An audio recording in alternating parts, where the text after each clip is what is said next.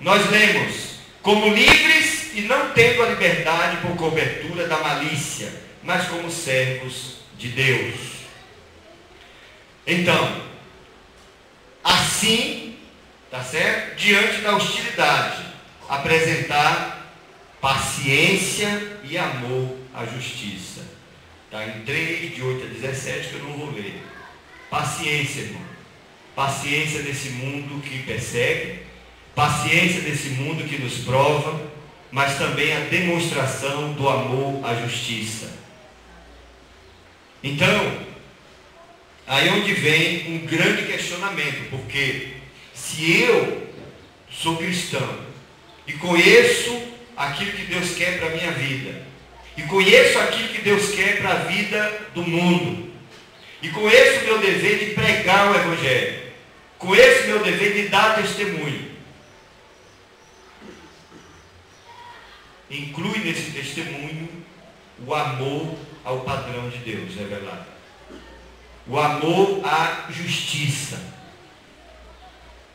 E no nosso dia a dia, é importante a gente dizer que o que impera aí é o ministério da injustiça.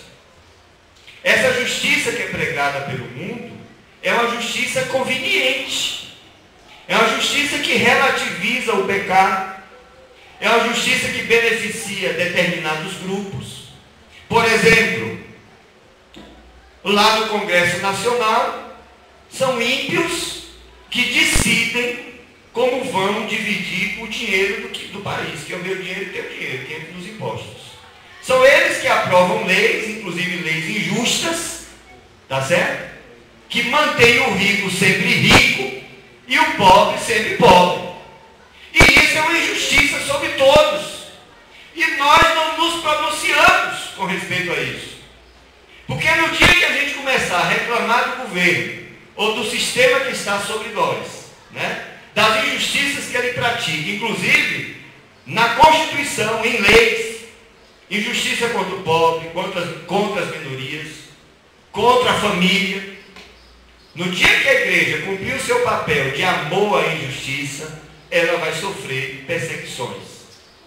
Então, se hoje a gente está, ao contrário, tendo alianças com os governos, com a desculpa de uma política de boa vizinhança, pelo que eu entendo aqui, que a situação aqui era muito mais grave, se eles não obedecessem a Nero ou ao Império Romano, morriam. Aqui era muito mais grave do que hoje, mas hoje a gente relaxa com a desculpa de política de boa vizinhança. A gente tem feito aliança com o sistema que jaz no maligno, ao ponto da gente se calar.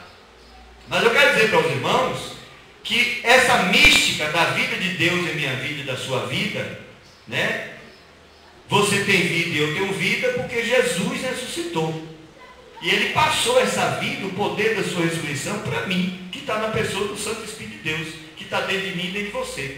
É vida tão grande, tão abundante, que quando estivermos num momento de crise, ao ponto da nossa vida estar, a vida terrena, né, material, está sendo ameaçada, a gente entrega ela. Porque nós temos vida eterna. Mas a história passou e a gente não está vivenciando essa mística, né, de viver a vida de Jesus ao ponto de nós de fato combatermos a imoralidade, a maldade, a iniquidade aonde nós formos. E não só combater de boca, mas também com testemunho pessoal.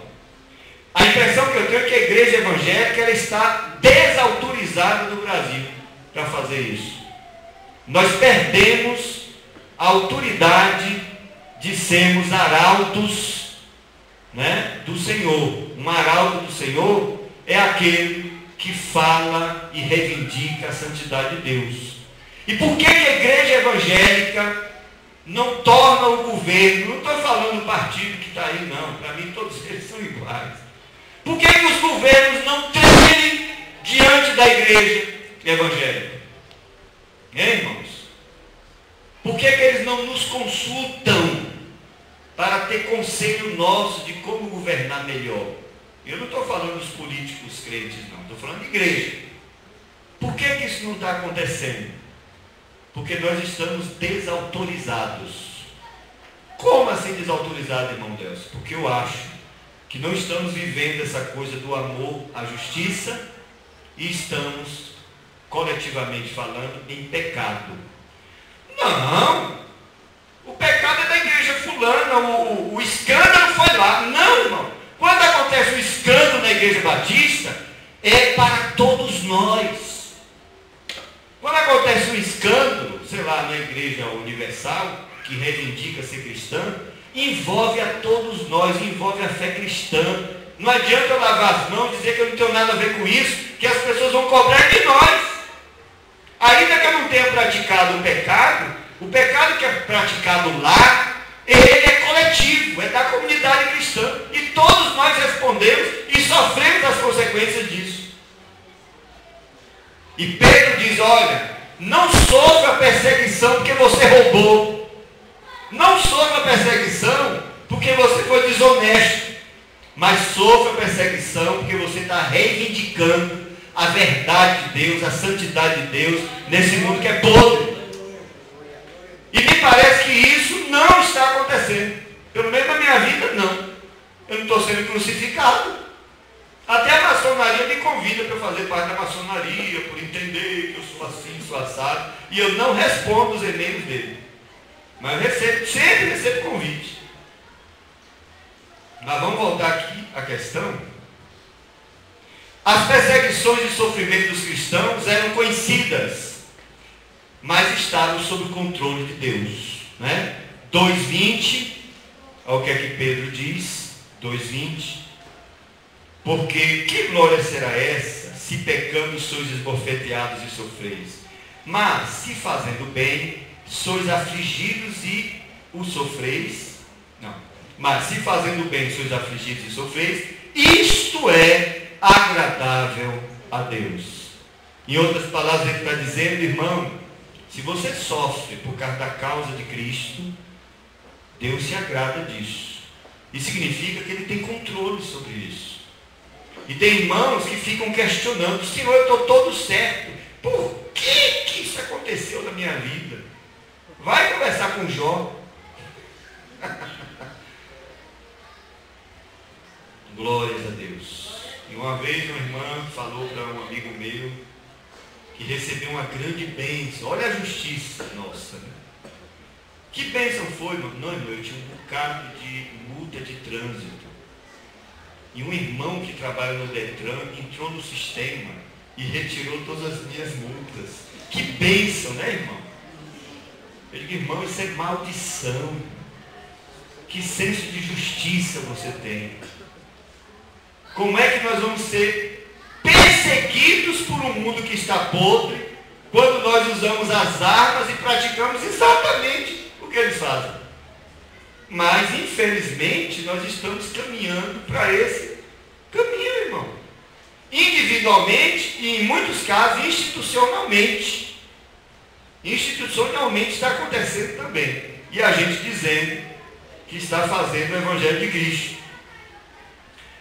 4:19. Portanto, também os que padecem, segundo a vontade de Deus, encomendem-lhe a sua alma, como ao fiel Criador, fazendo o bem. A Bíblia admite que nós sofremos. A Bíblia admite, irmãos, que a igreja cristã, ela tem uma vocação vicária. Cristo deu a vida e a igreja tem que dar a vida também. E hoje, quando a gente fala de sofrimento, não cabe, não. A teologia da prosperidade diz o contrário. Não, você doente, você desempregado, você sofrendo, isso é maldição na sua vida. Jamais entendem que às vezes nós padecermos é a glória de Deus sobre a nossa vida, Deus permitindo a gente participar, ter a honra de participar de um pedacinho do sofrimento de Cristo. Mas a pregação é outra. Você não pode ficar desempregado, não. A Bíblia diz que acontece com o justo, acontece com o injusto. Com o injusto, acontece com o justo também. Quando a inflação vem, que as empresas começam a enxugar seu quadro, os clientes vão também.